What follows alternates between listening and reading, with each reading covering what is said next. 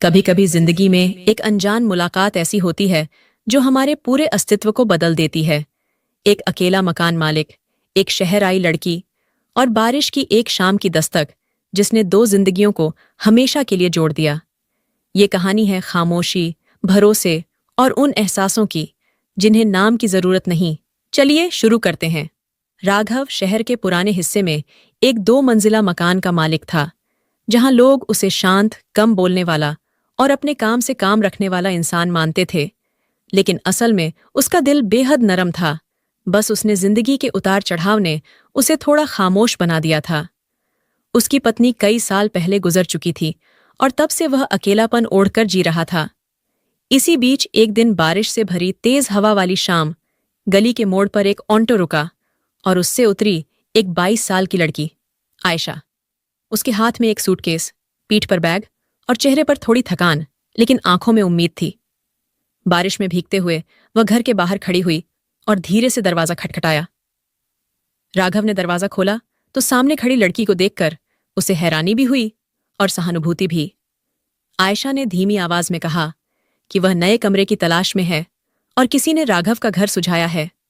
राघव ने पहले तो सोचा कि वह किसी दूसरे मकान मालिक को ढूंढ रही होगी, लेकिन जब उसने उसके कांपते हाथ और भीगे कपड़े देखे तो उसने बिना सवाल किए कहा, अंदर आ जाओ, पहले सूख जाओ, बारिश बहुत तेज है।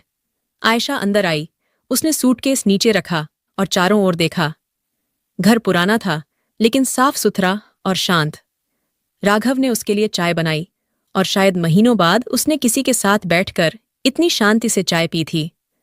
चाय पीते हुए आयशा ने अपने बारे में बताया कि वह पढ़ाई के लिए शहर आई है, उसका कोई रिश्तेदार यहां नहीं है और हॉस्टल में जगह नहीं मिली, इसलिए उसे एक सुरक्षित जगह चाहिए। राघव ने उसे ऊपर वाली खाली रूम दिखाया। कमरा सरल था, एक खिड़की से बारिश दिखती थी और कमरे में हल्की मिट्टी की खुशबू थी।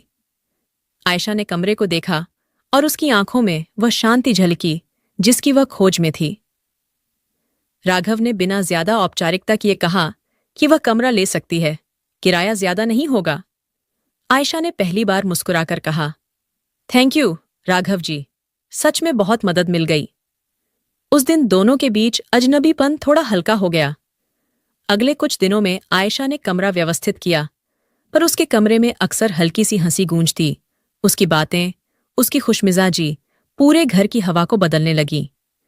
राघव ने गौर किया कि आयशा जब सुबह कॉलेज जाती तो जाते जाते कहती, राघव जी, खाना समय पर खा लेना। छोटा सा वाक्य था, लेकिन एक ऐसे आदमी के लिए जिसने लंबे समय तक अपने लिए कोई आवाज नहीं सुनी थी, यह बेहद मायने रखता था। धीरे धीरे दोनों के बीच एक अजीब सा अपनापन बनने लगा। राघव जब घर के काम करता तो आयशा कहती, अरे रहने दीजिए, थोड़ा मैं भी कर दूं, और राघव सिर्फ मुस्कुराकर मना कर देता। वह उसे किराएदार की तरह नहीं देखता था और आयशा उसे मकान मालिक की तरह नहीं समझती थी। कुछ और था जिसे दोनों समझ तो रहे थे, पर बोल कोई नहीं रहा था। एक दिन शाम को अचानक तेज हवा चली, बिजली चली गई, घर अंधेरे में डूब गया। आयशा को अंधेरे से डर लगता था, पर यह बात उसने कभी किसी को बताई नहीं थी। लेकिन उस रात वह डर को रोक न सकी और धीरे से राघव के कमरे के दरवाजे पर दस्तक दी। राघव ने टॉर्च लेकर दरवाजा खोला। क्या हुआ? आयशा ने हल्की घबराई आवाज में कहा, अंधेरा लग रहा है, थोड़ी देर यहां बैठ जाऊं? राघव ने उसकी आंखों में डर देखा और बिना बोले कुर्सी आगे कर दी। दोनों बैठे और तूफान की आवाज सुनते रहे। पहली बार आयशा ने अपने डर, अपने शहर से दूर होने की तकलीफ और अपने सपनों की बातें किसी को बताईं। राघव चुपचाप सुनता रहा और शायद पहली बार उसे महसूस हुआ कि कोई उसकी खामोशी में भी सुकून ढूंढ रहा है। जब तूफान थमा और बिजली वापस आई तो आयशा ने सिर्फ इतना कहा, थैंक यू, आपने साथ दिया। उस दिन दोनों के बीच अजनबीपन पूरी तरह खत्म हो गया।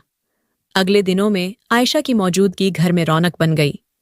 सुबह उसकी हंसी, शाम को उसकी बातें, कभी कभी उसकी पढ़ाई के नोट्स इधर उधर फैले होते। राघव को कुछ भी बुरा नहीं लगता, बल्कि उसे लगता कि उसका घर अब घर जैसा लगने लगा है। एक सुबह जब आयशा कॉलेज जाने लगी तो वह सीढ़ियों पर फिसल गई और उसका पैर मुड़ गया। उसकी हल्की चीख सुनकर राघव दौड़कर आया। उसने बिना वक्त गंवाए उसे उठाया और कमरे में बैठाया। आयशा दर्द से कराह रही थी। राघव ने उसके पैर पर हल्की पट्टी बांधी। उसकी चिंता उसकी आवाज में साफ थी। आयशा ने उसकी आंखों में गहरी चिंता देखी और मुस्कुराते हुए कहा, आपको मेरे लिए इतना परेशान नहीं होना चाहिए, पर अच्छा लगता है कि कोई तो है। राघव ने नजरें झुका लीं, क्योंकि उसके दिल में पहली बार एक ऐसा एहसास हुआ था जिसे वह वर्षों भूल चुका था। अगले कुछ दिनों तक राघव उसकी देखभाल करता रहा। उसके लिए खाना बनाता, दवा लाता, और आयशा हर बार उसे देखकर सोचती कि दुनिया में अभी भी सच्चे अच्छे लोग मौजूद हैं। जब उसका पैर ठीक हो गया तो एक रात दोनों छत पर बैठे थे। हवा हल्की थी, आसमान साफ था। आयशा ने अचानक कहा, आप जानते हैं, इस शहर में अगर किसी ने मुझे यह महसूस करवाया कि मैं अकेली नहीं हूं, वो आप हैं। राघव ने पहली बार उसकी ओर लंबे समय तक देखा और कहा, और तुमने मेरे घर को घर बनाया है। दोनों चुप हो गए, लेकिन चुप्पी भारी नहीं थी, बल्कि मीठी थी, जैसे दो दिल बिना बोले एक दूसरे की बात समझ रहे हों। आयशा धीरे से बोली, अगर मैं इस घर से कभी जाऊंगी ना, तो मुझे सिर्फ अपना कमरा नहीं, बहुत कुछ याद आएगा। राघव की आंखों में हल्की नमी थी, लेकिन उसने उसे छुपाया। उसने सिर्फ इतना कहा, तुम जहां भी रहो, खुश रहो, यही काफी है। लेकिन दिल में वह जानता था कि अगर यह लड़की उसकी जिंदगी से चली गई, तो उसका घर फिर वही पुरानी खामोशी ओढ़ लेगा। इस बीच पड़ोसियों ने भी नोटिस करना शुरू कर दिया था कि घर के माहौल में बदलाव आया है। लोग कभी कभी पूछते, नई किराएदार है, और राघव सिर्फ हाँ कहकर मुस्कुरा देता, लेकिन उसके चेहरे की चमक बहुत कुछ बता देती। एक दिन आयशा का कॉलेज प्रोजेक्ट था और उसे शाम देर तक बाहर रहना था। वह घर लौटी तो काफी थकी हुई थी। राघव उसके लिए चाय लेकर आया और उसने इतने प्यार से कहा, आपके हाथ की चाय में सच में जादू है, कि राघव का दिल एक बार फिर पिघल गया। धीरे धीरे दोनों एक दूसरे की आदत बन गए थे। आयशा अक्सर कहती, राघव जी, आप बहुत अलग हो, आजकल ऐसे लोग कहाँ मिलते हैं। और राघव बस हंस देता।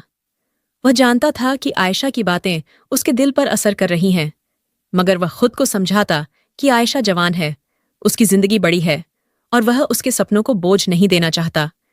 लेकिन सच यह था कि दोनों एक दूसरे के बिना पूरे दिन अधूरे लगते थे।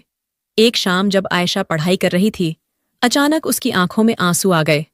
राघव ने पूछा, क्या हुआ? उसने कहा, कभी कभी लगता है कि मैं सही कर रही हूं या नहीं। अकेले रहकर पढ़ाई करना, जिंदगी संभालना बहुत मुश्किल है। राघव ने पहली बार उसके कंधे पर हाथ रखकर कहा, तुम बहुत बहादुर हो आयशा। जितना तुम संभाल रही हो, उतना हर कोई नहीं संभाल पाता। तुम्हें किसी चीज से डरने की जरूरत नहीं है, मैं हूं ना। वह वाक्य आयशा ने दिल में उतार लिया। अगले कुछ महीनों में दोनों का रिश्ता गहरा हुआ। नाम नहीं दिया, पर भरोसा बहुत था। दोनों साथ खाना खाते, बात करते, कभी छत पर बैठकर हवा का मजा लेते। आयशा ने राघव के कमरे में रंग भर दिए और राघव ने आयशा के जीवन में सुरक्षा। धीरे धीरे आयशा के कमरे की दीवारों पर उसकी स्केचिंग, उसकी किताबें और छोटी छोटी चीजें घर को और खूबसूरत बनाने लगीं। एक दिन आयशा ने कहा, राघव जी, आपको पता है, अगर आप ना होते तो शायद मैं यह शहर छोड़ देती। राघव ने पूछा, क्यों? उसने हल्का सा मुस्कुराकर कहा, क्योंकि घर सिर्फ दीवारों से नहीं बनता, किसी के होने से बनता है। राघव कुछ नहीं बोला, लेकिन वह समझ गया कि आयशा उसके लिए सिर्फ एक किराएदार नहीं रही। फिर एक दिन आयशा का रिजल्ट आया। वह टॉप हुई। वह खुशी से झूमती हुई नीचे आई और बोली, राघव जी, मैं पास हो गई, टॉप किया। राघव ने जेन्युइनली खुश होकर कहा, मुझे पता था तुम करोगी। उस दिन दोनों ने साथ खाना खाया, छोटी सी खुशियां मनाई, लेकिन खुशी के बीच एक डर भी था। पढ़ाई खत्म होगी तो आयशा को नौकरी के लिए कहीं और जाना होगा। राघव को उस दिन पहली बार लगा कि उसकी खुशी के साथ उसके खोने का डर भी जुड़ा है। कुछ हफ्तों बाद आयशा ने बताया, मुझे एक इंटरव्यू के लिए दूसरे शहर जाना पड़ेगा। राघव चुप हो गया। उसने मुस्कुराकर कहा, बहुत अच्छा, मौका बड़े शहर का है, जाना चाहिए। लेकिन दिल में तूफान चल रहा था। जाने से पहले आखिरी रात आयशा उसके पास आकर बोली, आपको पता है, मैं बहुत कुछ लेकर जा रही हूं इस घर से, आपकी सीख, आपकी देखभाल, आपका भरोसा। अगर मैं वापस आऊंगी तो क्या आप होंगे? राघव ने एक लंबी सांस लेकर कहा, मैं यहीं हूं, आयशा। तुम जहां भी रहो, बस खुश रहना। आयशा ने उसकी आंखों में देखा। वहां एक खामोश प्यार था, एक ऐसा प्यार जो बोलता नहीं लेकिन निभाता सब है। अगले दिन आयशा चली गई। घर फिर से शांत हो गया, लेकिन इस बार खामोशी बोझ थी। राघव रोज की तरह रूटीन करता रहा, पर घर में पहले वाली रौनक नहीं थी। उसकी हंसी, उसकी बातें, उसकी चहल पहल, सब गायब। कुछ हफ्ते बाद एक शाम दरवाजा खटखटाया। राघव ने दरवाजा खोला। सामने आयशा थी, वही मुस्कान, वही चमक, पर इस बार हाथ में एक बैग और आंखों में एक साफ फैसला। उसने कहा, मैं गई थी सोचने, लेकिन हर जगह जाकर यही लगा कि मेरा घर कहाँ है, और जवाब हमेशा एक ही आया, यहीं। राघव कुछ बोल नहीं पाया। आयशा ने आगे बढ़कर कहा, अगर आप चाहें तो मैं वापस यहीं रहना चाहती हूं। राघव ने बिना कुछ कहे सिर हिला दिया, और उस दिन घर में बहुत दिनों बाद रोशनी लौटी। रिश्ता अभी भी बिना नाम का था, लेकिन इतना मजबूत कि नाम की जरूरत भी नहीं थी। दोनों अपनी अपनी दुनिया में रहते हुए एक दूसरे की जिंदगी बन चुके थे, और कहानी यहीं रुकती है, खत्म नहीं होती। कुछ लोग जिंदगी में देर से आते हैं, लेकिन सही वक्त पर आते हैं। राघव और आयशा की कहानी यहीं खत्म नहीं, बस थोड़ा ठहर गई है। अगर कहानी अच्छी लगी हो तो लाइक करो, सब्सक्राइब करो और कमेंट जरूर करना।